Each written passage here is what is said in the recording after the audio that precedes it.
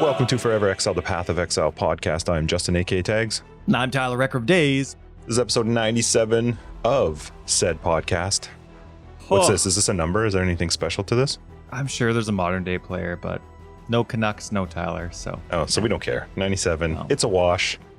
That's right. Big shout out to our patrons. New patron this week, Karth. Thank you so much for joining the crew.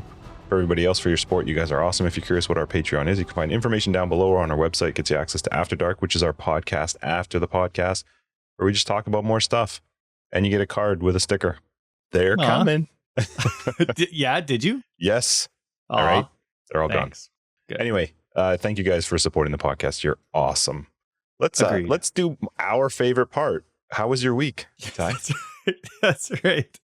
I had a good week, man. It's nice to see you, by the way. It's been a busy week for me. You? Yes, very, very busy, but good. It's weird. We're in the middle of like a friggin' apocalypse right now. Well, yeah, no kidding, right? We have COVID, but in our part of the world, I mean, it's the west coast of North America, but we always have to deal with forest fires on a regular basis, massive The ones. fallout of them is typically what we get to deal with too. Right, yeah. We're lucky. not the ones that are in danger of getting burned out, but we live in the south of BC, and all the fires from the northern part of the province, just all that And smoke eastern and southern, like literally everywhere, just like sends their smoke here. Right, it just congregates. And so the poor kids this summer, right? I mean, they're getting out of kindergarten, they're getting out of grade 2, and they just love each other. They get along so well, and they want to play outside all the time. They are outdoor kids, but we had the heat warnings where we were in the low 40s for Celsius for a couple weeks, or for 1 week, which was nuts. But then all of a sudden, like the 2 weeks after that, it's 37 degrees, which normally we would be like babies about. Now we're like, 37 degrees. No big deal. Let's go. Who needs air conditioning? Right. But then, then the forest fires start. And so now it's just been smoke, and the air quality warnings are as severe as they can get. The bar can't get any higher. So Did you go outside today? So we're recording quite early for a normal episode for us. There's actual ash in the air. It's the first time I've seen like actual ash floating around. my wife messaged me this morning, and every time I get a message from her while I'm still asleep, because she goes to work while I'm still asleep, and I'm like, oh no, she's dead.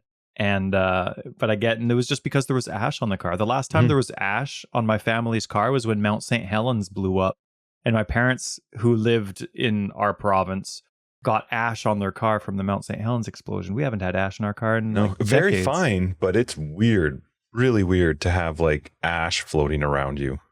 And yesterday it was windy, which is really, I know that sounds dumb to be like, well, it's just wind, but no, it's wind in the middle of like smoke and fire looking like stuff. And I was like, oh, this is it. This is it. We're done. That's right. And normally we pray for wind, but it just stayed. It's made it worse instead of blowing it out to sea. So anyway, the poor kids, we're in the middle of August. It's today for recording. It's August 13th, and the kids have barely been outside. Yeah, it's true. It's Same with crazy. us. So anyway, it's been good. But on Saturday, we went to a friend's house that we hadn't seen since long before COVID started. They've been waiting. Cool. For us all to be comfortable with it. And their two kids are a year younger than each of my kids. And so we went over into another town to go visit them, and it was awesome. But it's kind of funny. I think I talked about this with you in another episode. I'm just Tyler and you're just Justin to these kids. Yeah. When I was growing up, I called your parents Mr. and Mrs. Sure. Right? You called my parents. It's the There's same no way. way you were calling them by their Otherwise, first you got name. boxed in the back of the head if you said somebody by that. Yeah, it was the rudest thing in the world. That was 2-3 decades ago. And so anyway, it's just weird, and then all of a sudden I remember when we had kids, obviously I'm out of the kid loop for a while, and then I come back into it once we have kids, and then people are like, oh, well, you can call me Miss Kimberly, or you can call me Mr. Kyle. And I'm like, it's so lame. Where's the last name? Make it stick. And so anyway, I go over and we're hanging out, and like, oh no, you can. And then I just refer to them by their first name the whole time to my kids. I'm not even thinking about it. And then their kids call me Tyler, and I'm like, this sucks. I want to be a mister. But anyway, and then that night, busy day, we had people come over for that first hangout of the month. Thanks for coming, by the way. That was really nice of you to show up to hang out with your friends. I know, but you were doing important things. But it was the first social gathering that I've had or been to since before COVID. And we have international listeners. So just as a heads up, people, just a reminder, like our province has... Our area has a pretty decent control over things. And obviously COVID's still around, but with the restrictions that we have, we're not going out of the way. We're not being apathetic. And so not pushing any health lines with where we are and our part of the world. It's okay to do that now. And it was really cool. 3 people showed up. So my wife and 3 of our friends, my sister, and it was a lot of fun to hang out. Obviously, we barely played anything. We just talked. Everybody just talked, sure. Yeah. And it was crazy. That's like Saturday. And then Sunday we go over to my mom's house, and my family's always really been into murder mysteries. So my kids, who are 6 and 8, watch Hercule Poirot all Sunday afternoon with my sister. And they're like seeing like knives sticking out of people, and they're like really fake 1980s acting dead faces and stuff. And my kids are just like blown away. So they go to bed that night like dreaming about murder mysteries. It was awesome. But thank you, Patreons. I have a very big thank you. This week, you upgraded my motherboard, my processor, and my RAM, and I had an astonishing Path of Exile week on PC this week, thanks to you. So thank you very, very much. Justin figured it all out, ordered it, set it up, and it was awesome. So much better, hey? Yeah. And we're going to get into treating other people nicely and kindly and thinking about other people, but I wanted to throw this in before you tell me about how your week went, because it's important for friends to cut each other down. But Oliver told me this week, he's my son, 6-year-old, he's like, it's really cool that you're friends with Justin because he's so much older than you. And then he went on to explain, like, because of like all the white hair you have, he's just assumes like you're silver. You sound like my wife. We have a gray car, and she's like, it's silver. It's silver. So anyway, she's not wrong. Oliver thinks it's really cool that you're friends with someone that's so much younger than you. Maybe he just thinks very little of you. He's like, "But Dad, come on. You're kind of just..." Well, he actually said that if we were to ever make a treehouse, he would want it to be as spacious as my belly. So that's awesome. So yeah, the fun condescending jokes from kids goes 2 ways. But anyway, that was, thanks for listening. I had a great week though. It was a lot of fun. It was weird to socialize. It's weird to be inside when it's summertime, but tell me about your week. Did you have a week that you we had family and friends over on Saturday. That's why I couldn't make it to your place for my daughter's birthday. Sure. Yeah, family before friends. Great. Right. And then it was just work. My kids are finally not in my face for the whole week while I can work and get stuff done, which was great. They've been all over the place though, hanging out with their grandma on my wife's side. And it's been good. It's been busy, really, really busy, which is awesome. Yeah, that's the way you like it.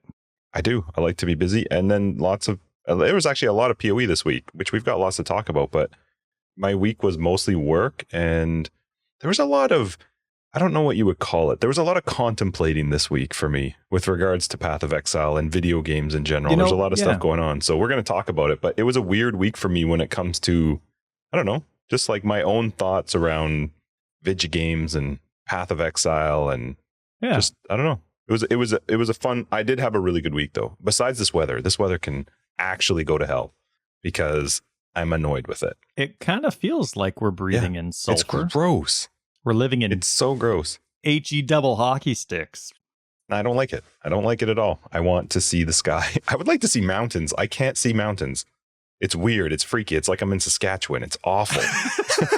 Experience Regina. Yeah, exactly. Oh man, that was hilarious from the Jay and Dan podcast. I don't know if you ever heard that song, but it was hilarious. But yeah, it's weird. Like I went out to go grab my garbage cans the other day, just after, what day was it? What week was it this week? We live like 4 blocks away from each other, 3 blocks away, but it's different schedules and postal codes and all that kind of stuff. Anyway, whatever it was, I went out to get it, came back, and my health is already bad enough, but I was out of breath. Just going to the edge of my driveway and back. I was out of breath and I was coughing like I just started smoking. I was actually a little worried, and hopefully it's not going to be too bad. I won't know till I'm editing this, but my I was worried that my throat wouldn't keep up with even talking through our podcast because it's just, I've been outside quite a bit. Yeah, I guess. And so the benefit is, at least with AC in the house, I literally have it running all the time to try and keep the inside of the house not get gross. If somebody opens a window, I'm like, I will murder you. Close that window. So yeah, 18 degrees, 18 and a half. Sweet. Let's get into, let's talk about a PoE week.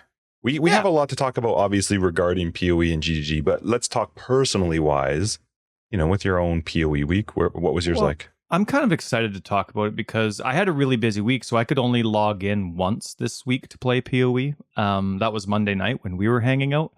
It was amazing. Like when you came over, you put all those parts, rebuilt my computer on Monday afternoon, and then we were playing.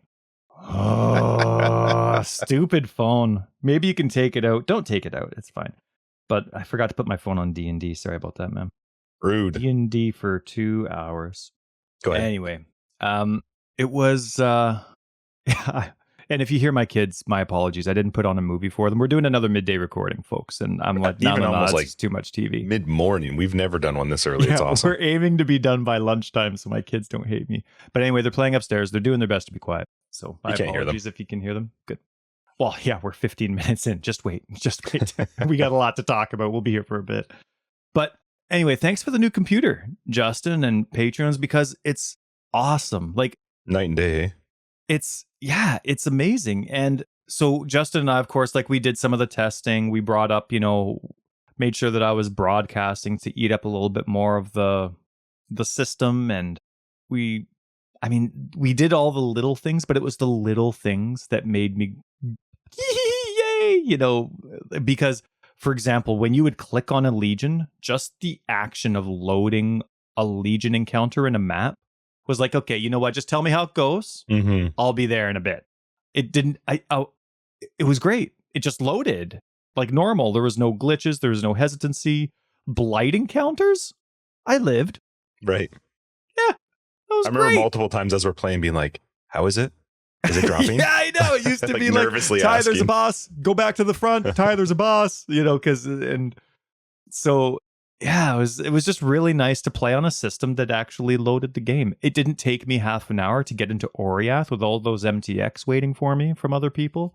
Yep. It was awesome. And not a criticism. Like we ended up discovering through all of my complaints. Yeah, I met the bare minimum before and of the PC requirements.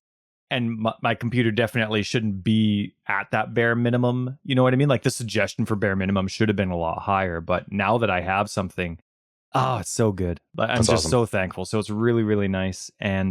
But it's actually worse because now Justin doesn't wait for me. He just assumes I'm in the game. You're faster, loaded. Let's go. We're both loading the maps.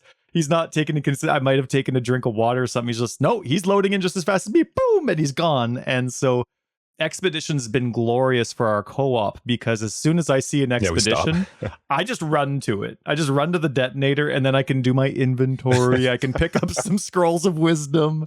And then Justin's doing all the clicking. We're always playing in his world. And so I can like figure out my stuff. I can even ID some of my items. Ooh, right? While you're there. Yeah. Right. And then look at, hey, I'm way faster between maps now thanks to Expedition, right? Yep. So see, it all adds up. And a really neat thing, this is kind of on a side note, but I've been noticing stacks, which is nice. Like, sure, things are dropping like 3 alterations. They're not accumulating the alterations that dropped individually into a stack, but it is cool that all of a sudden they've decided to start rolling. Oh, hey, you know what? A random stack of 3 alts can drop. People on our Discord are getting exalts, but and what it is it's when you roll in Expedition that either the mobs or the chests can drop additional currency. Those are the ones that will drop as stacked versions of them, which you're right. It is nice. It's just we're just not quite where we should be. So it's fine. It's at least something. And Chris, as part of his the Inquisition that the community provided for him was he touched on that along with almost everything else in the game that people which we're going to talk about too. So but anyway, I wanted just to acknowledge that I see it and I appreciate it, and so that was really neat. And I also thought, Justin, it was really nice because we were actually playing co-op. I wasn't just playing catch a up. slideshow and enjoying hanging out with you. I Sure. was actually playing co-op and hanging out. So it was really nice. So the last thing I want to point out, there's a lot of other cool things, but we don't want this to be a 3-hour episode. I loved that even though I'd done maybe 5 white maps on my own when I'm not playing with you. Everything else has been with you. I love that I could still earn my Maven stuff. Right. Yeah, right. like cool. I could, for the most part, progress Maven, keep that stuff going up. And it was irrelevant to how my influence was going in my maps, which was great. And sure, that might be changing in 3.16 or 17, but that was awesome that I could progress that, get the invitations, keep progressing those progress bars. Really enjoyed that aspect. I felt like there wasn't a consequence to me being in your world because I'm the boss lover. We both are, but the fact that I'm not getting screwed out of like a multi-boss fight, those Maven invitations was really nice. But moving on to you, I hear you really like the channel map. I like the channel map, just I can't run it with you.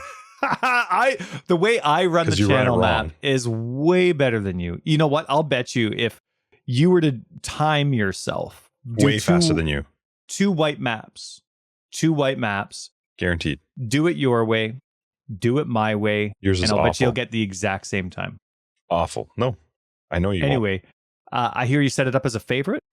No, I didn't realize that was so funny. We're playing and we're running. I don't even know. It was like higher white maps or low yellow. Yeah, he was doing low tier maps for me. Right. But I didn't realize that the way I had socketed my map, my Atlas watchstones, that the only T4 that I actually had showing for some reason was channel. And we did a map where there were like 8 or 9 channels dropping. And both of us were like, what the heck? And it's literally the worst map for Tyler and I to run together in the whole game. It's the friendship ruiner. It destroys our we hate each other. It's the only one we fully disagree with the fastest way to run it, to the point where every time we load into one, no matter what, it's like, oh, great. Here we go. The very first turn, it's like, nah, one of us is barking at the other one. Let's explain. Like, I'm a right wall hugger when I do my maps. I like the simplicity of hugging the right wall. So something like Race Chorus is perfect. You hug the right wall. Go in the door. As soon as you hit the door, you go in the door. You hug the right wall, boss. Then you come back out, hug the right wall. You finish that second track, door, hug the right wall, and you're done. You've cleared the whole map. It makes sense in that one. And even something like Jungle Valley, I think it is. It's essentially a big oval with trees in the middle, and then the boss. So you can hug the right. You can hug the right, do the boss, come all the way down, hug the right, and then you can go up the middle. Like even something like that is decent. So for me though, with channel, I hug the right. Right, and which is so weird. There's a lot of backtracking in that map, no matter which way it's true. You decide to do it. But Justin can't handle how... Right, Justin goes back and forth. It's not really back and forth. I'll go, as soon as you come into channel, I'll run straight up, turn left at the stairs, come back down and just quickly kill that little bit. So I never have to come back to the beginning, because yours in the end, you come all the way back to that very beginning part. Actually, I started doing that first strip. And then I saved yourself a little bit. So you believe me a little bit. Right. Yeah. Anyway, I just have a different way of doing it, but it is literally the worst. That, I guess it's Waterways, right? It's the same map, but that map for us is not. It's the worst. Every time we complain to each other. Yeah, that's right. It's true. So anyway, keep talking about your day, your thing. Oh, I didn't even tell people what I'm playing. I'm playing the Summon Reaper, and I like it. Still with skeletons. Yes, I am. I didn't invest in any minion health or anything or I spec'd out of it. I'm just doing pure offense for minion nodes, and I have the rest is just either keystones or life for myself. And so I think I'll be about 245% life if I play enough. And it's easy gearing, right? It's a minion build, and I'm using the skeletons to hopefully be consumed by the Reaper. It's good. I'm enjoying it, and I did find the 6 link that works well for me. And the cast and damage taken setup, I have 2 low-level cast and damage takens that unfortunately go off all the time and are always eating my mana, so I can't summon my Reaper all the time when I want to. So I've tried leveling them up to about 1,000 damage threshold to see if that changes. I always want Bone Offering to be going off automatically, so I might keep that at level 1 in retrospect, but then there's another defensive one that gives me Withering Step and Purifying Flame. Not sure what to do there, because I'm finding builds with, whether it's both at level 20, both at level 1, builds with 2 cast and damage taken 4 links. I don't have mana. So Yeah. not sure what to do there, but outside of that, I'm surviving totally fine, and the damage I'm content with, and so it's good. So anyway, my apologies that I just forgot to actually say what I'm playing. Go. So PoE for me this week was great. I am playing Ice Trap, and it's been fine. I was progressing the Atlas. I wanted to at least get through Cyrus and start, I hate Cyrus to death. It's the worst fight for me. It's just not fun. I don't enjoy it. I don't even care if I drop it down to Awaken or 0. It's just not. It's not an enjoyable fight for me. I can't stand the stupid circles he puts on the ground that you got to sit or wait for, and then try and like move back towards him, but wait for the dumb circle to start moving so that you can actually fight him. I much prefer him just randomly showing up in maps. That is cool. Like the one superpower that he does, and then there's one or two. Guys, what do they call them? He does Invaders? one thing, influenced or something. No, they're or something. He adds a modifier to the existing rares, but I like that. But I can't stand the fight. One of the best things ever that they did is made it so that he doesn't change anything to progress. So I just got pissed off with his fight, and I was like, screw it. I'm just gonna kill all these portals and just keep going on because it's not fun. I just don't have. I realized that I just really don't have fun, and then I actually get angry, and then I'm like, what the fuck? Why am I playing this game if I'm now mad right at a dumb boss, which I don't need to do? And that wasn't even the purpose. I'm literally I just want the watchstone so that I can build out my Atlas and do all the other stuff. That was the focus. It's not to fight Cyrus. So thankfully they at least let you. I do really like that. You're not gated behind Cyrus. Right, yeah. Unless you want the cool, what is it, the beach? I haven't killed him before. Yeah, if you want to go to the if you want to get out of Oriath, or and then there's obviously a couple specific drops. But even the Awakened Gems can drop from Conquerors. Less percentage as far as I can tell, but I'm fine with that. I would literally rather just save up currency and go buy one. Because it's not fun. Now, Ice Trap has been relatively good. You definitely feel it now as you get into like tier 16s consistently. It's strong. It's just, a little bit tougher. Like the end game is a little bit tougher, which I'm okay with. So that was a lot of fun. I played that quite a bit this week and just progressed. I needed to make sure that I was far enough into the game so that our viewpoints are valid, apparently. we had some and any criticism you have towards, like, you can give us positive reviews, you can give us negative reviews. The reviews that we had this week were very funny. They weren't overly edifying, unfortunately. They're not really like, reviews. These are just comments. No, for sure. But it's not like, hey, your mic sound sucks. You guys gotta fix that, or there's too many gaps in your pauses or whatever. Yeah, it was. One of them was, you're really annoying, so I'm not listening to you anymore. Okay, sure, I'm gonna change who I am for you. I mean, you don't have to listen, but what am I gonna do about that? Right. And what was the other one? Oh yeah. Well, why do you guys have opinions when you're not crushing the game?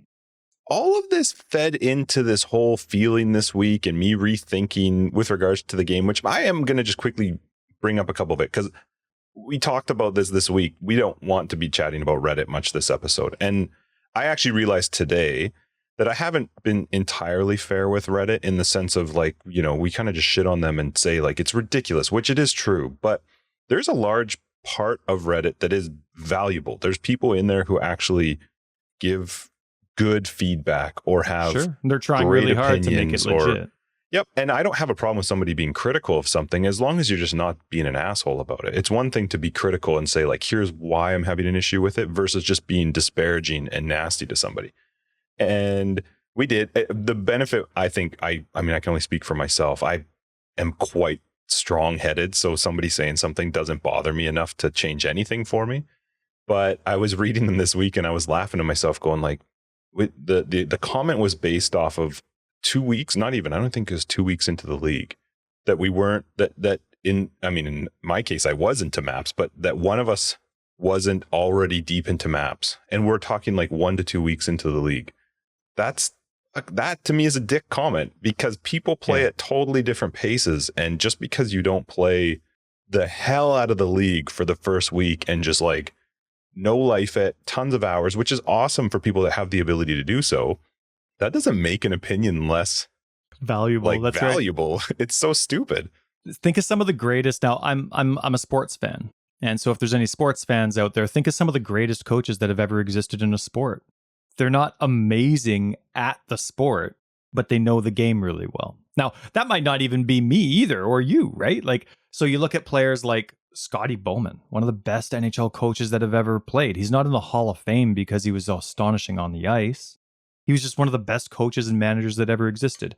Like, you can know a game and not be great at the game, but it's also okay to completely suck at a game you like and still talk about it. Sure. So I don't care if I'm good at the game or bad at the game. Obviously, I want to be good at the game that I love.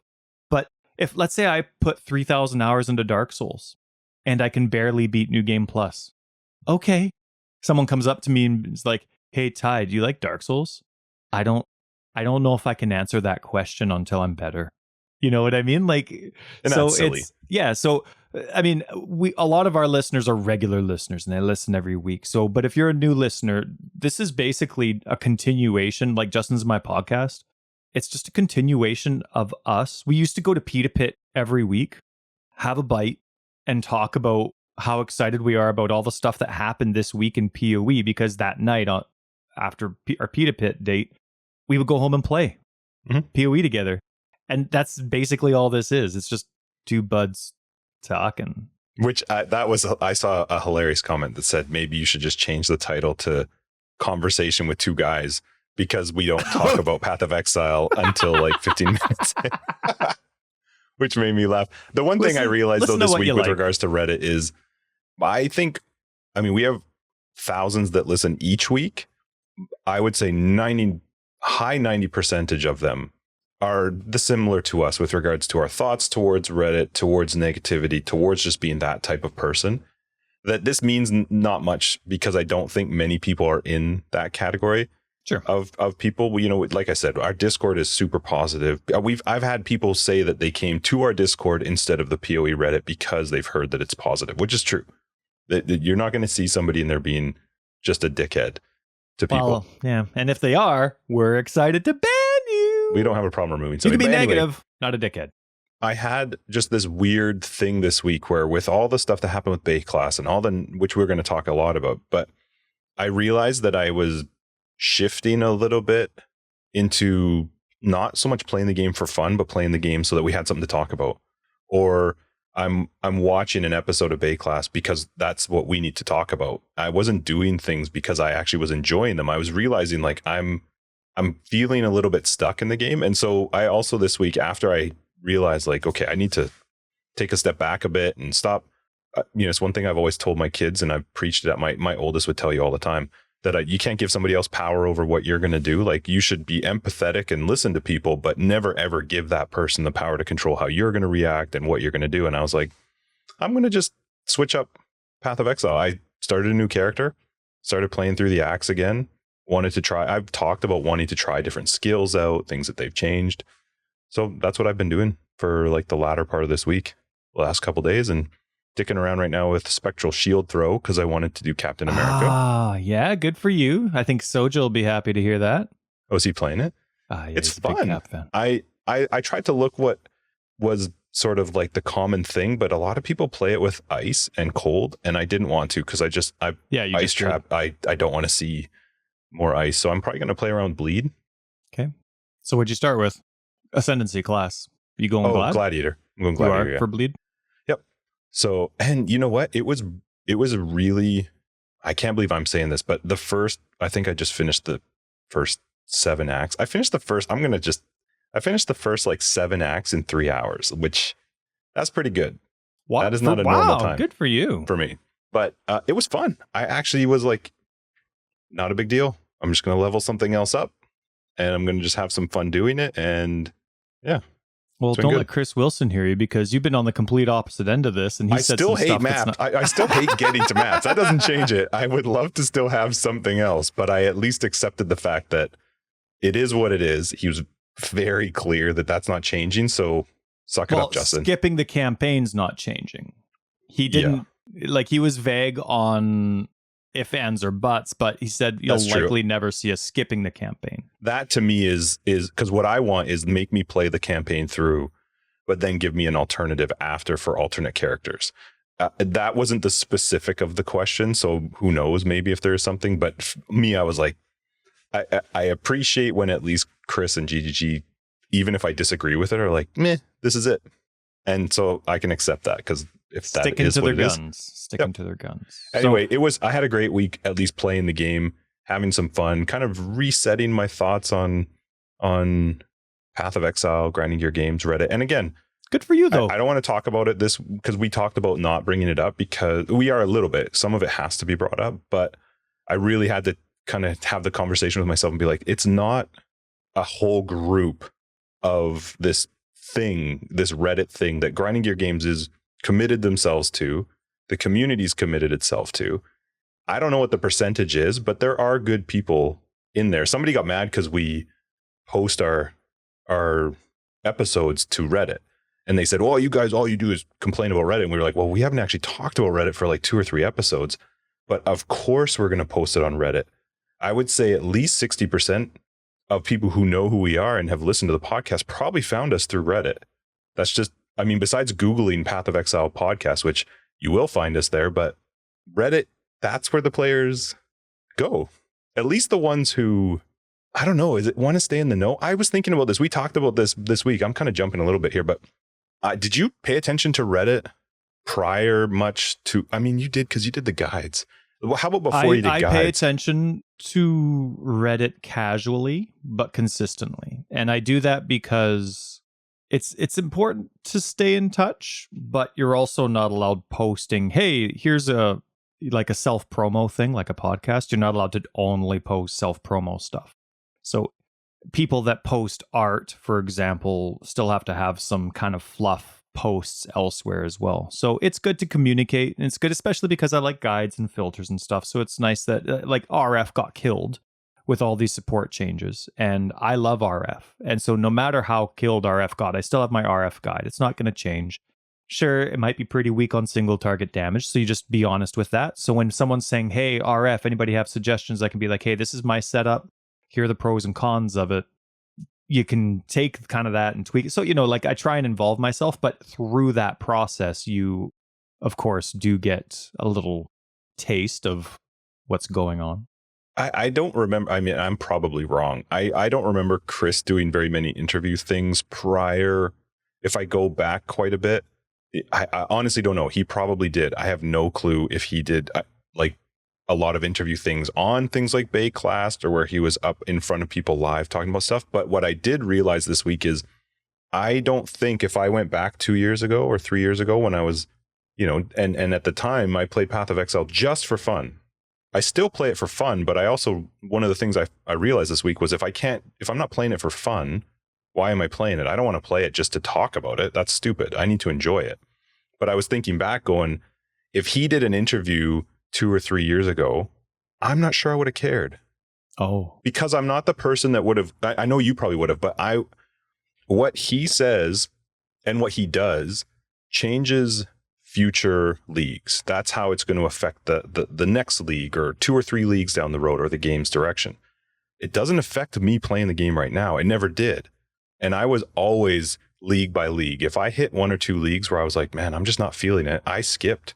I would have to look back at a list of leagues, but I know that there was almost a 1-year period where I just didn't play Path of Exile. There were other games I was playing. Totally. So I just really enjoyed this week in the sense of finally getting to a point of being like, I'm going to play it for fun. We're still going to talk about it, but I don't want to feel like I have to do something for us to talk about it. And I want to watch him talk on interviews. Again, we're going to get into this in Baeclast. I really like when Chris, Jonathan, all these guys go on these places and do interviews, except this. I don't like listening to someone feel like they're putting out a fire.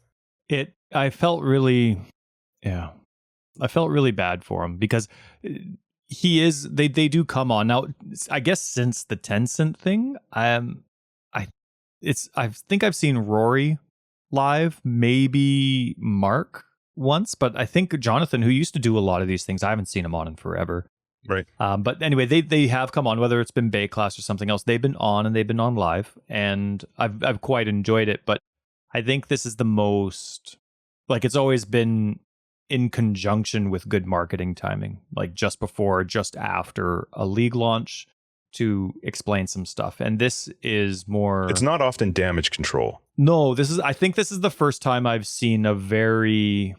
And I don't mean it in a negative word, but it was almost like a desperate, an interview of desperation. And I think well, here, let's get into this week in PoE quick. There wasn't anything to talk about, so let's just say there wasn't anything to talk about. Yes, there was. There was a console one, but there was no PC So no ones. patches, right? No patches. Couple concept arts, microtransactions. Just a quick thing. I actually really like the Myrmidon style, like the portal, the whole water. It looks theme. cool. I do really like it. Yeah. And then there was an announcement for Baeclast. Okay, so let's get into Baeclast. Yeah, all right, Baeclast. And listen, I want to just say I really appreciate that they do it. I'm like huge kudos to Chris and then also the whole Baeclast team for doing this, because it's not an easy thing. I would imagine Chris would probably rather do anything else than have to be in it's not a normal conversation where it's like, hey guys, I want to come on the show and let's just talk about Path of Exile. It's there's people losing their minds. Again, apparently, like I don't get it. The game to me is not in a fire. It's not at its end of time. I just don't totally get. I get that people were upset about something, but I just struggle to go like, yeah, this is what's required. And I know I'm probably, again, I'm sure a lot of people disagree with that, but I just didn't feel like this is the end of the world for Path of Exile. I totally understand from their point of view going, maybe we need to do some damage control. And I'm, again, big kudos to Chris. He's going on a couple other. He's going to go be with Ziz. He's going on with Gazi. I think that's awesome. I just don't like that it's under this undertone of like, please be happy with us, or please let me explain. That's where I'm just like, eh. Well, I'll get to that in a sec. Just in case there's people that listen to us that aren't involved in Reddit, or they don't care about YouTube, they don't listen to stuff, they just play PoE and they listen to us. What happened this week was like Baeclast is like the cornerstone of community side PoE. Like Baeclast, for the 3 people that don't know, it's Tarky Cat on YouTube put interviews with the whole bunch. Now it's pretty consistent, the streamers that he has on, but it's 4 or 5 streamers on a regular basis, and a lot of the times they get the co-founders of the company or GGG employees that know what they're talking about. They all know what they're talking about, and interview them, and it's awesome. A lot of the time it's just the streamers themselves that are talking, but maybe once I was going to say season, and I've never even played seasons. Once Blue league, Moon? Yeah. Once a league, they'll get a GGG employee on there, and they'll get to talk about a whole bunch of stuff. And so that's normal, and it's really awesome. And I mean, honestly, if Baeclast didn't exist, so many of our other podcasts and community creations would. It's like a cornerstone for us, and a huge respect to all of them. So this Chris being on Baeclast isn't an odd or special unusual thing. Well, sure, it's always special, but it's not. Yeah, that's right. It's not uncommon. But this specific Baeclast with Chris Wilson was very unique in the way that there seems to be an uproar in the community about the state of the game. GGG feels it, and so Chris basically told the Baeclast team, like, don't be shy, don't hit soft, ask every single question you want to, and don't worry about the feelings of GGG. Not being a prick, but ask any if something sucks, tell us it sucks and why, and ask what's going on. You know what I mean? So it was supposed to be like, and it basically turned into a very professional and respectful, per se, inquisition of all the streamers like Tarky Cat and everyone else, representing the community from as many angles as they could, asking a lot of difficult questions to Chris, and he was prepared. And the really unique thing about this interview, despite that mentality, was whatever the mentality is or whatever GGG is feeling, Chris was reading notes from future content that they would never let us know.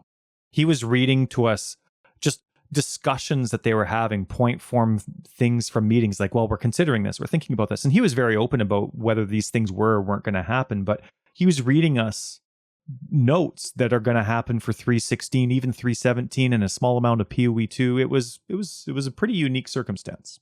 That actually worried me a little bit with him reading that, because these weren't like, this is what's happening in 3.16 and 3.17. This is like, these are conversations that we're having, which is fine. I just worry that I know what the community tends to do, which is like, hey, remember when you said this might happen and it didn't happen. Well, now and then they blow it up. Yeah, right. Yeah. I want to say with regards to the interview too, it is really cool that Grinding Gear Games kind of just said, you guys, no holds barred, ask the questions you want. And then, so there's Tarky Cat, Octavian, Nugian, Ziggy D, and Rise. A lot of them reached out and said, because this just goes, I mean, it was mostly Reddit, but people didn't feel like they were fairly represented in this group of 5, which is nonsense. I had a chat with one of the guys doing the interview from Baeclast the night before, and they were stressing about going into this interview because what if you don't ask the questions? What if you don't properly represent these people who feel like they should be represented? And my thing was, no matter what you ask, the answer is pertinent to anybody. It's an answer from the lead developer and head owner of the company. Whether I play solo self-found, hardcore, softcore, trade, whatever it is, an answer from him is still pertinent to me, even if it's not specific to how I play the game. It's still that's still knowledge for me that I didn't know before.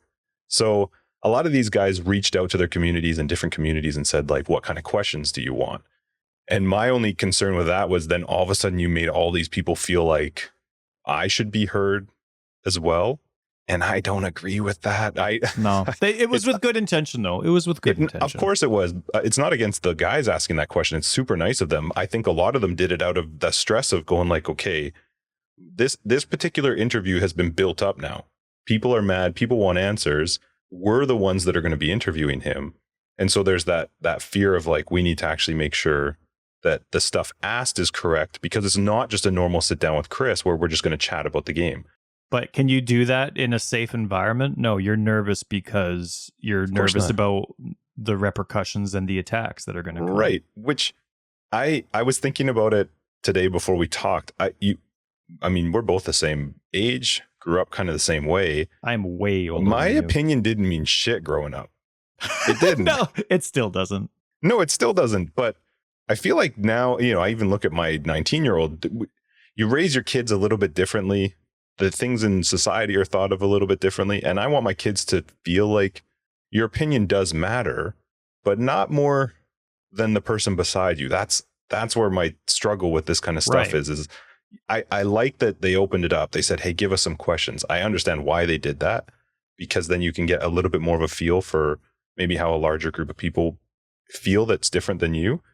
I just am really frustrated that people went so far past that afterwards, to the point of threatening people and screaming and yelling. And it's like, guys, they talked to the lead developer. I didn't feel like any of them just gave him grace and said like, we love you, Chris, you're doing a great job. I thought they all asked great, tough questions. Yeah.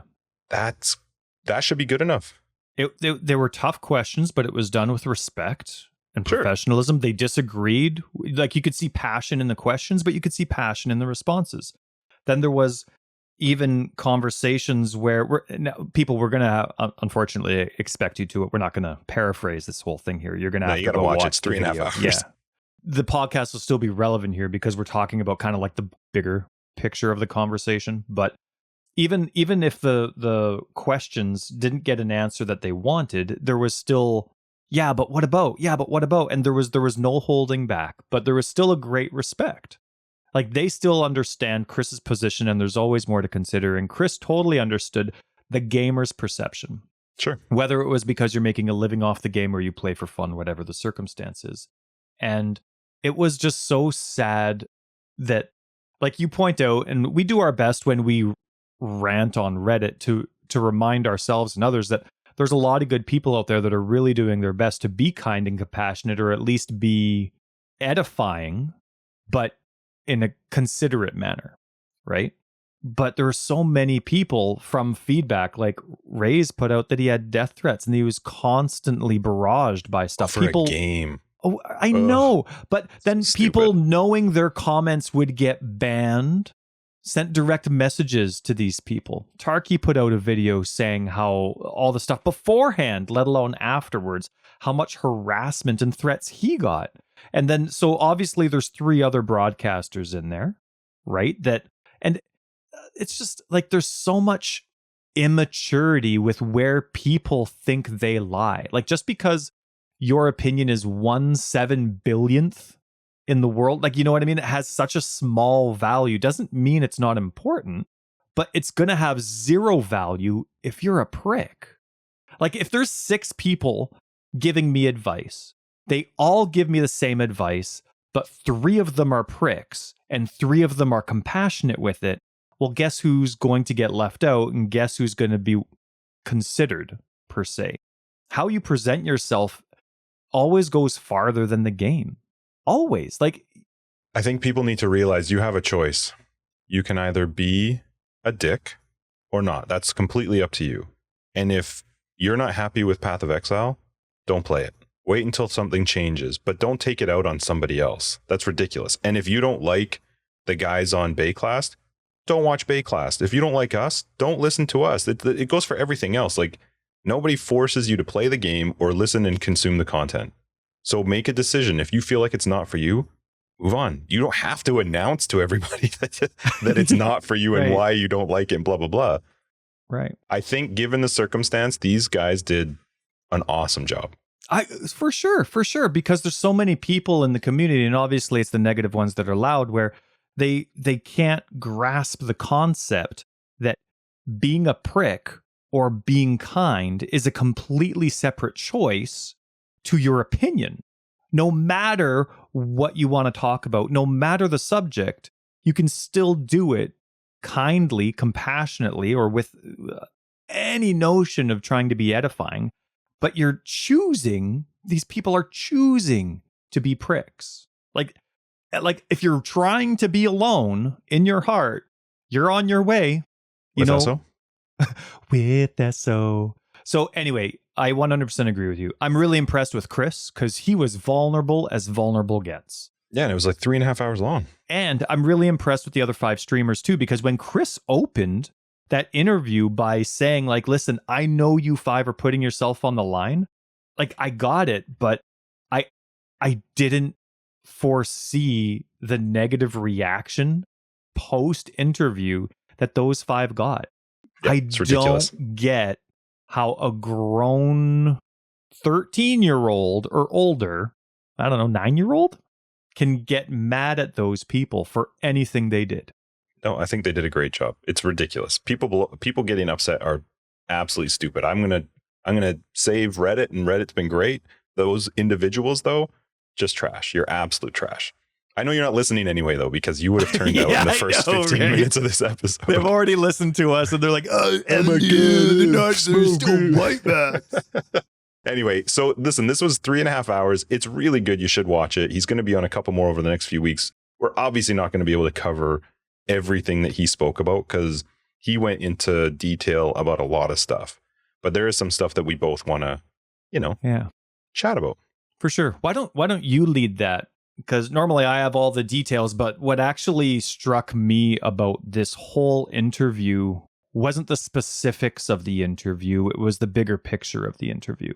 Like how we got to this stage and what it means for the future. There was an absurd, I'm a spoiler freak. Ask any of my friends. If I'm going to read a book or watch a movie, I don't even want you to breathe the title of the movie or book. I don't want to hear anything about it. If the main character has red hair, that's a spoiler for me. Don't talk to me. So So did this bother you then? Because it bothered me a little bit. Well, so here's the thing. I get when I'm excited for content, like I trust GGG and their marketing system. You know what I mean? No matter how I feel about a previous league, we've talked about this tons.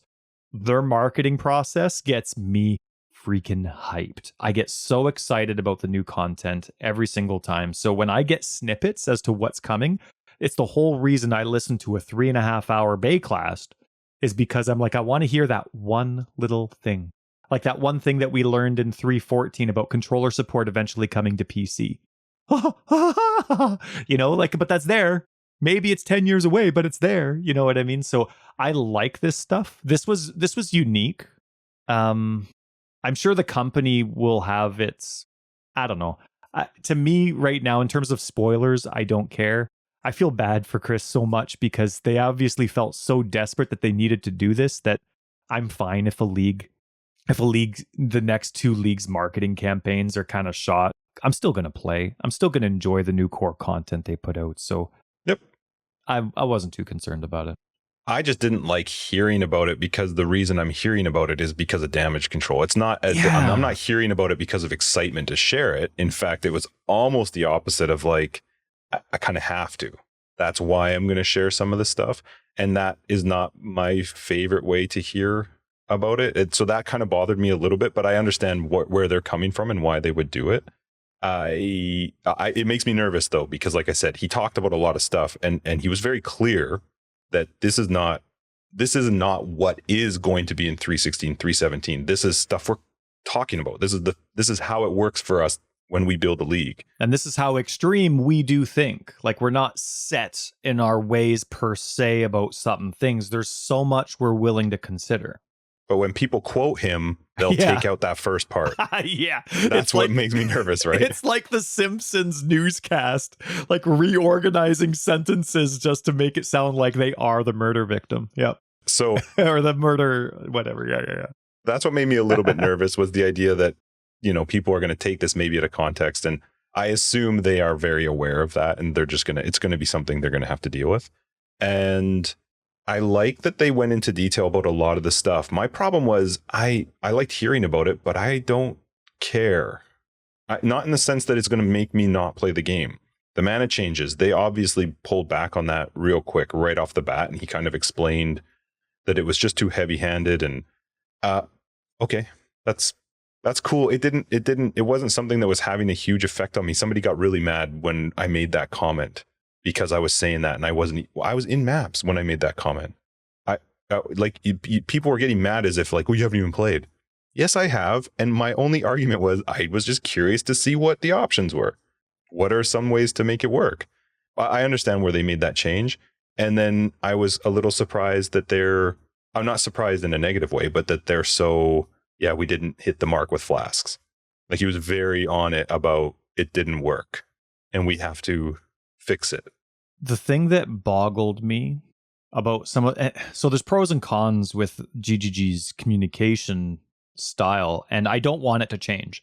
I love how vulnerable and open they are with the community, and I really hope that they're capable of continuing that path and just basically ignoring or able to filter out the unreasonable criticisms that they receive. Because when you get, like, the Bible has a proverb that says, even a fool can feign wisdom with silence.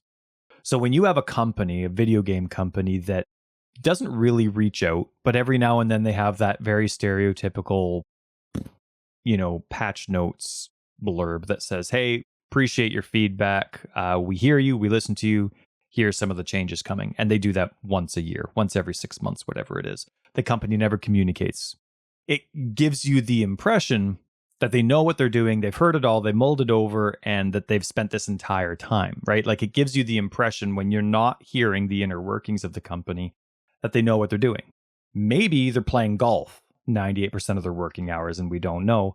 Whereas with GGG, you have the kind of opposite where, and it's not negative, it's not positive, it just has its own pros and cons, where when you're constantly communicating, people see through a lot more than a normal company would normally provide you. And so it opens the door for a lot more criticism. And so one of the frustrating things for me with this was hearing how untested the mana and flask changes were. It was basically done on numbers and then applied.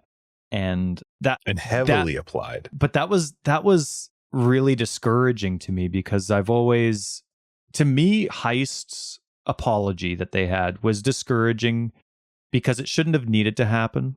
What the company per se learned from the Heist apology was something that a company should always do. Quality always needs to come first. Always. And so, but now that was what, 313? Maybe 312 Heist? I don't know. Something like that. Yeah. 2.6. Great. And so anyway, but you're going through the process, and then so it was just kind of discouraging to hear that after putting, like, kind of having your butt slapped and being like, yeah, you're right. Sorry, we forgot. Quality's really got to be high up there. that you go through. And now it's like, okay, now they're learning that process. They're learning to apply it. It's getting figured out. And then now it's like, what did you learn?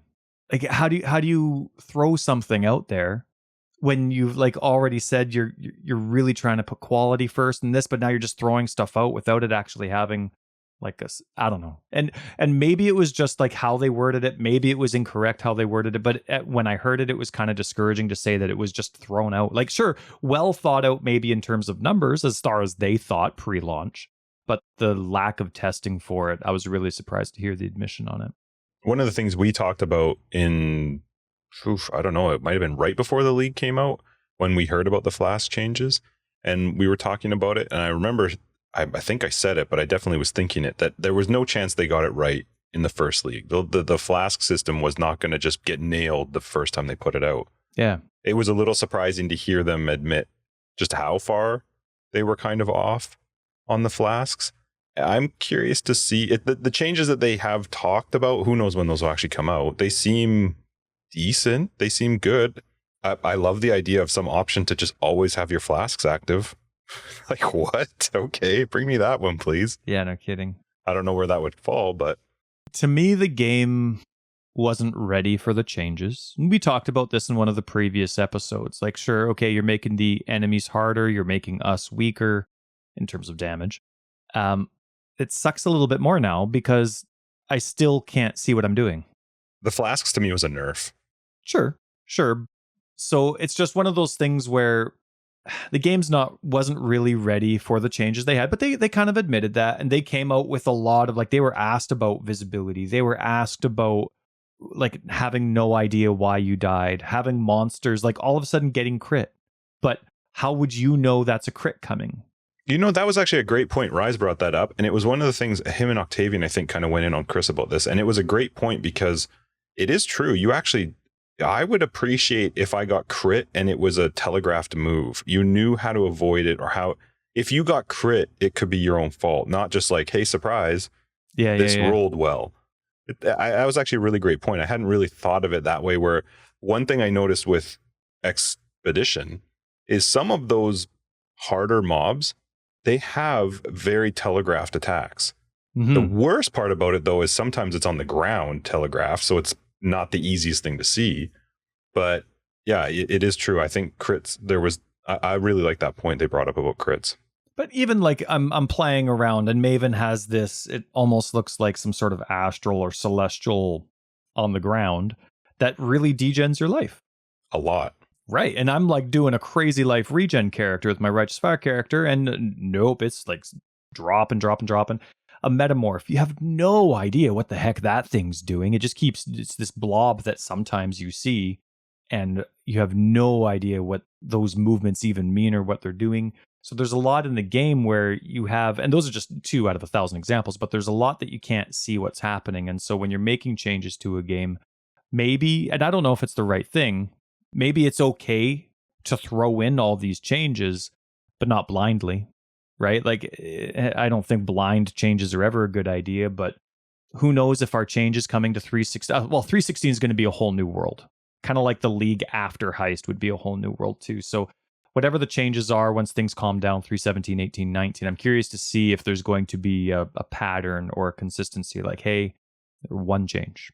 What did you think of the choice where they asked him, do you think it was a good idea to put all of these nerfs into one thing and just be like, there it is, versus rolling it over the next 3? Because his response to that was, I'm actually kind of glad that we localized this to just one hit, where we did it at once and we're not dealing with having to have this conversation over the next 3 leagues. You have a good question. I like his answer. His answer makes sense, but you can't, don't add anything you haven't tested ever. So I like the idea, and it's just, we talked about it when they had the post-launch changes to mana. Okay, well, you ruined my start. And that's not a big deal if you play every day, but I don't. So that's a whole week of gameplay for me that's gone, because my first 3 nights of the game, which, like, as a family guy, that's all I get. I'm not going to get to touch it for another 6 days. So why did I play for? And now that I find out that it wasn't even like tested content, I'm like, oh, you got to be kidding me. And like, I really like the whole instilling orb thing. That's great. they talked about that, but from an accessibility point, and I'm like, okay, well, like I've heard about them. I've seen some instilling orbs. I'm seeing kindling orbs, but I can't apply it to my character. Right now, what are we at? We're at August 13 now. I still haven't been able to do anything with my flasks because I don't have enough. Maybe if it was tested a lot more, maybe the crafts would have existed before in our crafting bench before League launch. So I love the idea. I love the mentality, but it doesn't really apply to me. Now, one thing that I kind of wanted to point out, though, because I really don't want to rag on them. Like, I think Chris did an amazing job.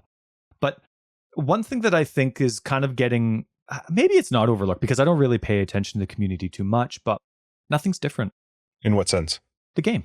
Like, sure, maybe this was good for damage control in terms of people and numbers or whatever it is, or maybe setting expectations for 316. Maybe this is damage control for 316, not for 315. But my gameplay doesn't change. Nothing's different. You know what I mean? Like, sure, the 315 changes came, but post-interview, pre-interview, like, I still can't see what's happening. I'm still playing for fun, but I'm totally apathetic. When I die and I have no idea why I died, that's like, it's been like that for years. It's not going to change for 316. Like, I'm still going into the game with the same mentality. I'm still dying from stuff I can't see. I'm still having to deal with how I roll my maps the same way. I'm still leveling the same way. Still theory crafting the same way. So sure, some details might be changing and they might be big details, but the game's not different. The overall scope of the experience is the exact same. As in-depth and emotional as this interview was, the game itself isn't any different for me.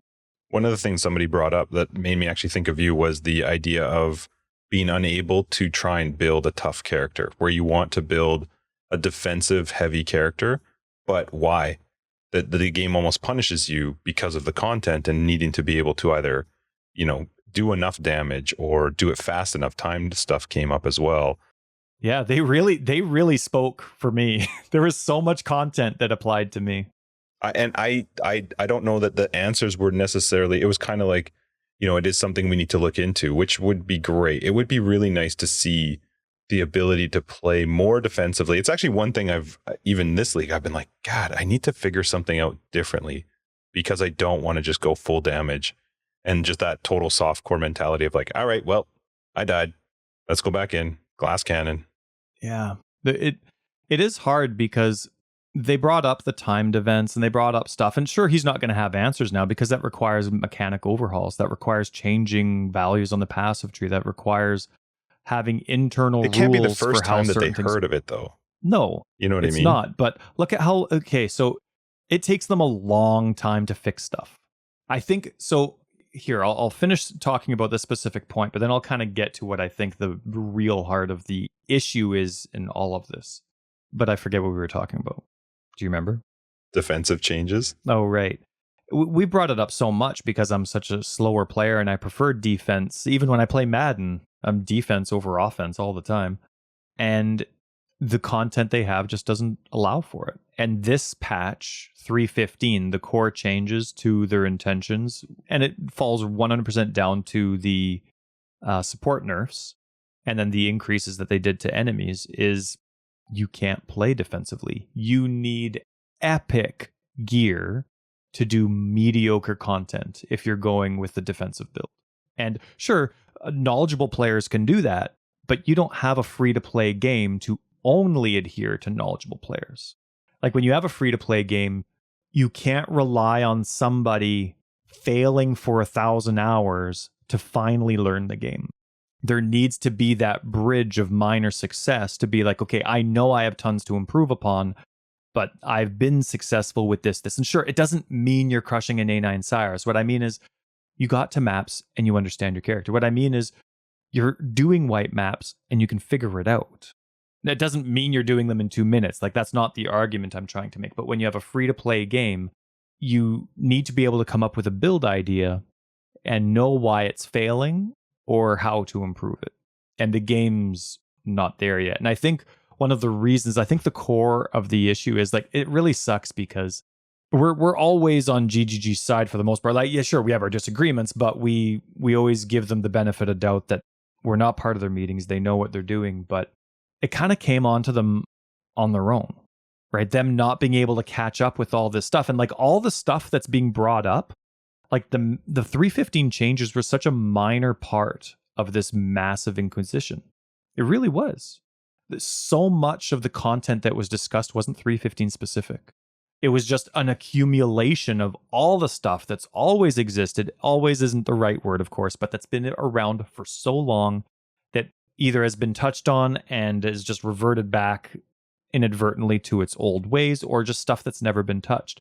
And to me, it comes down to GGG not being able to handle their own schedule, not being comfortable with the time frame they give themselves to put out a product that they're comfortable with. And as a result, you have stuff that's been on the back burner for so long that now they have no idea. They have to come up with new content, but there's so much stuff that needs to get touched. Obviously, that's why PoE 2 is even coming into existence. But I guess PoE 1's existed for too long that now you have this barn that's burning and people are just fed up. You know what I mean? Mm-hmm. Like and you're going to roll your eyes a little bit, but I think the perfect example of this is the default filter. The default filter, there's the eye roll, but you have a game that's free to play, which means you want as many people as possible to play it. You have co-founders that preach item weight. So they want you to be invested into the gear, into the drops. They want you to be excited about what you're picking up. But the main method of getting to the player is the filter, and try playing with the default filter. It's awful. Try doing a delve with a default filter. Try doing league content with a default filter. How has that been neglected since the dawn of time when you actually care about item weight? That makes zero sense when you sit down as a user to play a game and you're supposed to care about what the game gives you. So for that to be one of, like, that's an example of something that's been overlooked as a result of, in my naive opinion, because I've never been there, that's an example of something that's been overlooked for so long because they're just all desperately trying to catch up with a schedule that they haven't been able to figure out yet. I feel like there's some things like that, and you kind of look at it with the wiki too, where they've just accepted that there are third-party applications that can handle that for them. I'm not giving an excuse, but I'm saying they go, we could put time and energy into this, but there is an option that exists out there for our player base that most are using. To me, that only comes from your inability to get there in the first place, though. Sure. Well, that was trade forever. Right. And when you have a free-to-play game, that doesn't make sense. You're not giving people avenues to get there. There's nothing in the game that tells you where to go. Yeah. Like a link underneath filter. Nothing. Yeah. It's just here. So, that's just kind of one of the examples. And I think that's kind of where the core of the issue is. And so now you have all these people, whether they're mature about their feedback or not, that are just kind of fed up. It's like the straw or the pin, whatever the term is, that broke the camel's back. And then you have them who are really trying to, like, they know these issues exist. That's why PoE 2 is coming out. But then COVID hits, and then there's like all this. So now, like, they're in this crazy awkward ground of the answers are coming. But goodness me, it's going to be a long road until we get there. And you know what it's been for me? Like, we got here with Heist, right? When all these when this is very similar to Heist, despite the fact that the specific issues might be different. And to me, it's kind of like, I'm still liking the game. I'm still passionate about the game, but I'm really apathetic about the game. I'm going in and I'm like, okay, great. Cyrus sucks. Been there for a while. Don't care if I beat him or not. Okay, moving on. Oh, okay. Wow, I died to that. I didn't even know where I was. Okay. Oh, shoot, I used up my 6 portals again. Well, that's nothing new. Moving on. Sure wish I knew what was going on. But I still like the game. I still like the theory crafting. I still like seeing the progress. So, it's just, we're at the kind of state where someone like me, a very passionate player, loves the game, but is pretty apathetic to it, just slowly waiting for PoE 2. I'm going to imagine you didn't care at all, but what did you think of hard mode? Or whatever he called it. Masochist, something. Yeah, I think it's neat. I was surprised how often it was brought up, because it was too much. Well, a little bit too much. I'm sure it has a big impact on their thought process, but I don't care. Like, I might try it. Maybe a private league can be put in it. I don't know. Like, I like the concept of items mattering. Mm-hmm. I like the concept of being able to use a crappy item because it's still probably worth considering. Sure.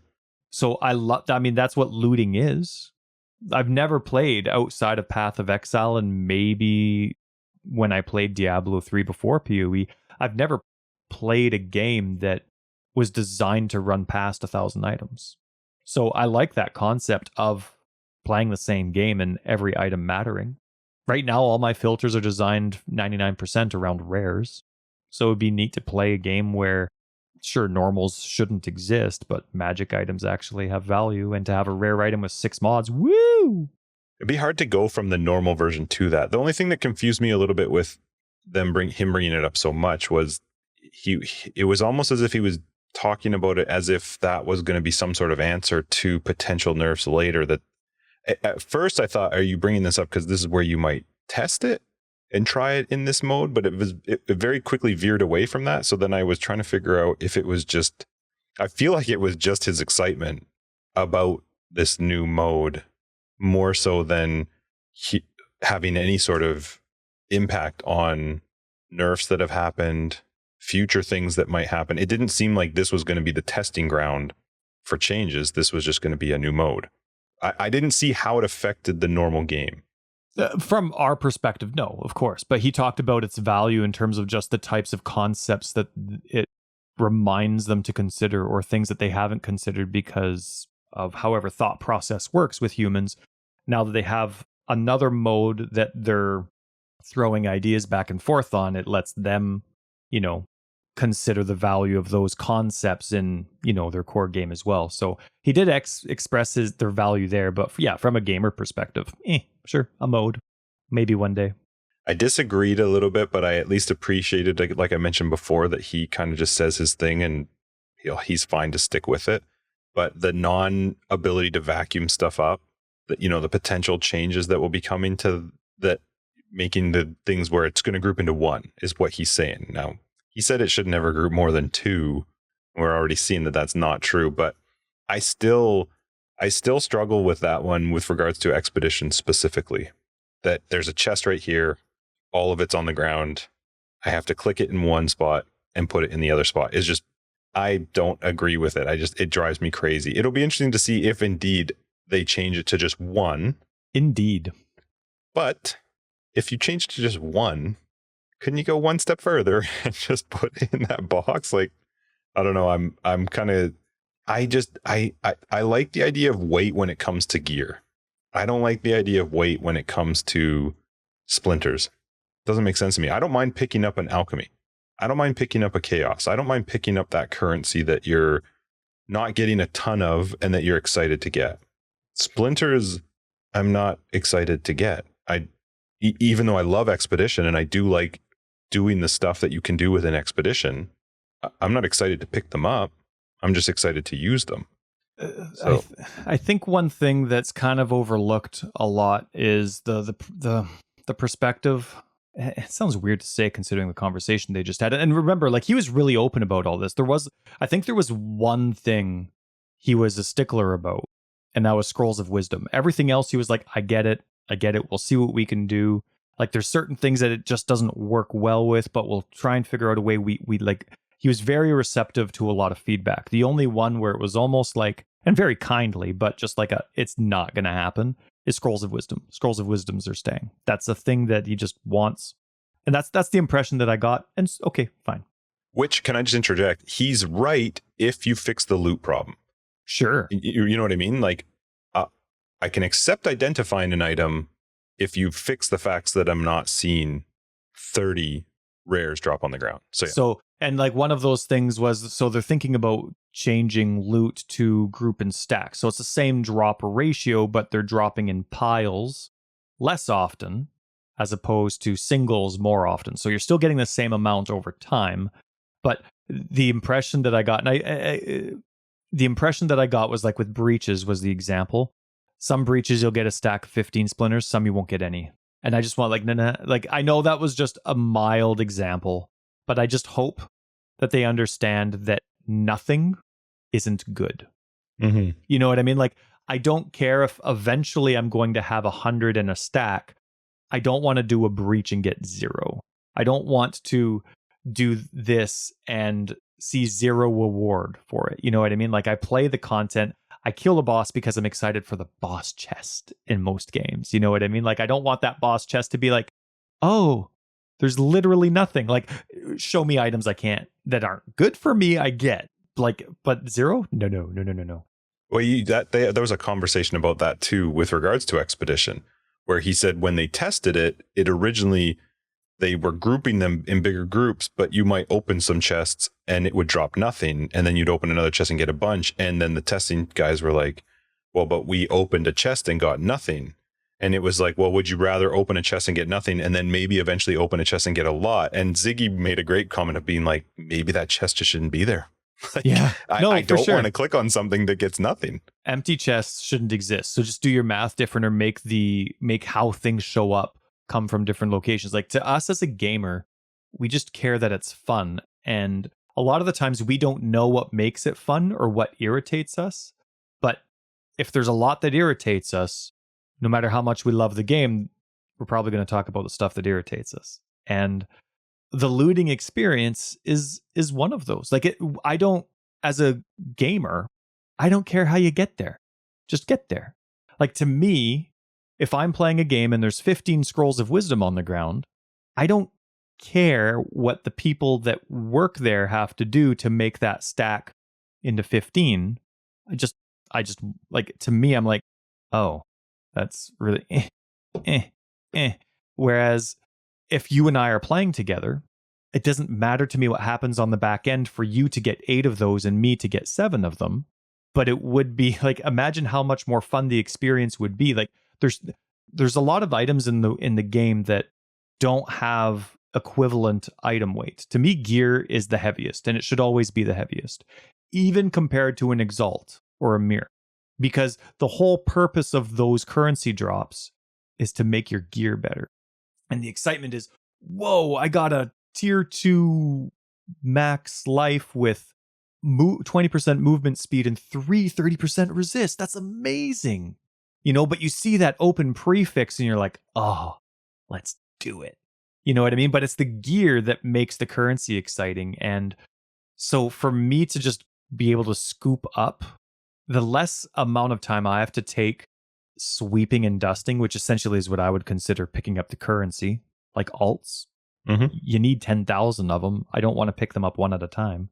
The better. So hopefully the community and GGG can eventually get on the same page, because looting is very tedious. It's why we play, but it is tedious. And the fix to it isn't how loot is displayed from the gear perspective. It's the mentality of how, like, it's the concept of how currency is picked up. That's the tedious part for me. You know what I mean? I like that he talked about the fact that there is plans to move away from loot chests and moving stuff into the monster pool. Yeah. I would love to see way more of that, where I don't remember specifically who it was. It might have been Octavian. I can't remember, but it was saying like, you're just paying attention to the mini map and what is the icon above the head. That's not fun. I love the idea that they may shift back into saying this group of mobs might drop anything, which technically it is there right now, but it's not really. If you're trying to get something, you're focused on chests. Like Heist is a perfect example of that. Blight, another one. So I don't Legion. mind those examples, but it does run deeper. It does run deeper everything into the game, right? Yeah, it ends up affecting everything. And so I would be really excited to see them sort of push more into, you don't know what this group of mobs is going to kill. And then one other thing that I like that he brought up, I know some people disagree with it, that they don't like that you can clear a screen that's off your screen. That's what they're trying to slow down. They don't want you to be able to kill an entire pack of mobs that's off your screen before you get to it. And who got hurt? Who got hurt? This guy right here, Mr. Slowpoke. Now I can't kill the monster in front of me. But I don't think that's what they want, though. No. I think their direction on that one would be great. And I've played builds that have been screen clearing, but it isn't as fun because you're finishing a map in 60 seconds. And just from personal experience, that gets boring really quick. You know, we've been talking about a lot of the stuff that maybe were controversial or we weren't sure about, or things that we maybe were nervous about or currently don't like. But I thought the interview was awesome. And I really hope that the community reaction isn't going to dissuade future GGG stuff. Like, I really loved that Chris said, you know what, it'd be cool to even have this as a weekly thing, like where he just shows up and he talks about the game. How great would that be? And I hope people also recognize that. I was thinking this while I watched the Baeclast, because I watched part of it live. I hope people also realize that there's not a single other game that I've ever seen out there where a developer does something like this. Your co-founder, this is the guy that meets with Tencent. This is the guy that has to deal with like the crazy important business decisions. This guy has to deal with everything, management, HR issues, like everything. And he's taken 3.5 hours out of his day. And that's just for one of them. He's doing 2 more already scheduled. I just hope people realize, like, that's not normal. That's not normal. It's awesome that they do that. I appreciate the fact that they listen to it. I feel awful that they feel like all of us when it comes to whether or not they want to peruse Reddit. And, like that's not a safe spot. Yeah. He was saying like he encourages employees not to look at Reddit because it's not healthy, not because of negative feedback, but because of outrageously, pointlessly negative comments. And it's like, okay, yeah, read this post. It's good, but don't go 3 comments down. Yeah. Yeah. And just, it's too bad. It would be really sad because they obviously, just like we do, there's a value to the numbers in Reddit, right? The amount of people that frequent Reddit and look, and a lot of Reddit is silent. Like, how many people are on Reddit that never type? They just listen and look. Wouldn't that be sad if we pushed GGG? I mean, it would be smart, I guess, maybe from their side. It would require a lot more man hours. But if you just had to go to their website to get feedback from them. And the benefit with Reddit is you can just have everything here. And the problem with forums and why they've kind of fallen off is because they're so separated. Like, oh, you're going to talk about something, you go to this specific forum. Whereas for Path of Exile, it's like, here's a dumping ground. And then we're going to rank it based on how popular has it been. Do most people agree or disagree with it? And Google loves that's always Reddit. The best. Yep. When you search for something, it's always Reddit. It's easy. It's just that there is unfortunately some people that are just a little too loud that need a break. They need a break. It's hard. It's a game, guys. You're playing a game. It is. I really thought that the interview went really well, especially given the stress that I know some of them were under leading up to it. I am super impressed with all 5 guys. And then Chris, I think that's awesome. What a cool thing to do, and take some time out of your day to just literally get bombarded, and to already be signing up to do it twice more. Yeah. And the stuff that he talked about, the changes that were coming, the things they're willing to consider, so cool. Like changing the atlas to 4 regions instead of 8. Yeah, and less stones. Yeah, 16 stones instead of 32. You're frequenting Cyrus more often. You're seeing great, so many cool changes they talked about coming. And I felt so bad that he felt the need per se, or that maybe that it would be valuable to screw over how a company works and why you keep that information quiet. Well, the excitement that would have been there. Right, to on. throw that to the wind just for the current state. Like, what do we not know that they do that made sense to him? Like, not as a criticism. I feel like they just had to. Maybe. They obviously felt like they had to. And I hope it never comes to that again, because I didn't like it. When he started talking about those changes, I was like, man, this would have been so much more fun to see in a live event. Yeah. To see the change pop up on the screen. That to me is way more exciting. And it kind of, again, this is probably just more on my mentality and your mentality.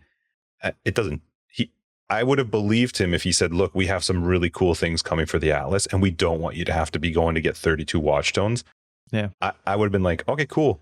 I'm still going to play your game tonight when I get some free time. So it was a little frustrating to hear some of that stuff, but I do understand where they're coming from, where they're trying to put fires out and calm people down. I hope it worked. I can't tell. I hope most of the stuff he said comes out. Yeah, right. Like, one thing though that infuriated me, it wasn't meant to, it wasn't a comment, it wasn't a stickler comment, but just I guess we could maybe attitude about, it just like, so there was a comment. it may be that we need an in-game wiki or encyclopedia. It's debatable. Debatable. May? Yes, you do. You need, like, if you have specters, people need to know what enemy stats are. If you have specters, people need to know. People need to know SRS has fire conversion. People need to know, like, that our animate guardian kills items. People need to know what that icon was that flashed on their screen for a moment. How do they know even how to get that icon back? Was it a flask? Was it a buff? Did an enemy do that to me? At least they could scroll through a list of pictures that would be like, oh, I think it was that one. It was this one or this one. Okay, so it was either chill or that. Oh, okay, maybe then it was probably this one, because in my circumstance, like, yes, you need an in-game encyclopedia. Sorry, that might have been... Maybe. I might have peaked. I might have gone crackly there. My apologies, editor. You're getting angry? Just when you throw in may to something that is a most definite yes, obviously my opinion, subjective. Yeah, it's like, okay. Let's cancel 316. Let's fix your default filter and get an in-game encyclopedia. And I think everybody comes back. I don't remember who brought it up, but I think somebody asked about them taking over the wiki, or like, or it being a GGG driven wiki, which right, that like I could sometimes understand. Employees just invade the wiki and update. Or you just create your own. I could see that. If it was a GGG driven wiki, I'm fine if it's not in the game. But if is on their website. When you go to their website, it says our official wiki, and it's an official link to this wiki that we use. Oh, really? So it is literally posted on their website where the responsibility lies. Run it. No, but you're definitely encouraging it. Well, yeah, of course you are. But that's what I'm saying. If it was something that was specifically run only by them, and the information wasn't in game because maybe there's no great way to fit it into the UI to make it actually make sense, I can handle that. Sure. But I'm also fine with the current wiki. Doesn't bother me. No, it's not accurate. And that's not a criticism to anybody that volunteers or manages the wiki site. Not a criticism. This game is insane. And like, as a community creator, I only have 2 guides this league, and it's still a lot of work. The amount of changes each league that content creators have to consider is insane. I could not imagine having the stress of working on a wiki that's obviously, it has to be perfect. You can't have wrong information on a wiki, or it's pointless and not trustworthy, and people don't come back. Like, I couldn't imagine that. Well, how do you know? Back. Like, oh, well, it's not. It's I don't know. Like, is this that what right? Is this for? outdated? You like edit it? You like suggest things? Well, it's a few leagues behind was the point of the comments in the interview, and so that was the encouragement. Like, is there somebody over there that could just go through and do it? Anyway, overall, I was really impressed with it. I think the interview is great. I'm sure the rest of the ones he's doing are going to be good as well. I assume people will come up with more questions. I just hope people leave alone the people who are asking the questions and understand that they're trying to be helpful. If honestly, this probably would have been a much shorter conversation if there wasn't so much hate in the background that we were aware of. It really was like this. We probably would have talked about the interview, talked about the stuff that Chris said that we were really excited about, and then talked about some of the stuff notes we wrote down from our PoE week time this week. But that wasn't the case, and it kind of stemmed from a lot of the immaturity in Reddit, not the greatness of Reddit. So yeah, and I think, again, we talked about it at the very beginning, I think there's some good people in Reddit. I think in some cases, some of them have started to actually push back against the people who have been super negative. And I just would say, if you're super negative, just go find something else to play. Give yourself a break. You clearly need it. It's a video game. It's not life. You got other stuff going on. Get a dog and go for a walk. Take it. Oh, don't get a dog. That's awful. A walk, though. Go for a walk. Anyway, I just a big shout out to those 5 guys. I think you did awesome. And Chris, he did amazing as well. Yeah. So thank you so much, everyone, for doing that. Yeah. All right. We ready to wrap this up? I have to go to the bathroom. Almost lunchtime. Yeah, it is. I got to feed my kids before we do After Dark. So yeah. All right. Well, listen, everybody. Thank you guys for joining us so much for episode 97 of Forever Exiled, the Path of Exile podcast. I'm Justin, A.K.A. Tags. I am Tyler, Wrecker of Days. We will see our Patreons in After Dark, and everybody else, we'll see you in episode 98. If you're looking for more information, you'll find it down below. We got a website, foreverexiled.com. We're on Twitter, foreverexiled82. We got Discord, which you should be in if you're not there, and all of our support and Patreon stuff is down below. Peace.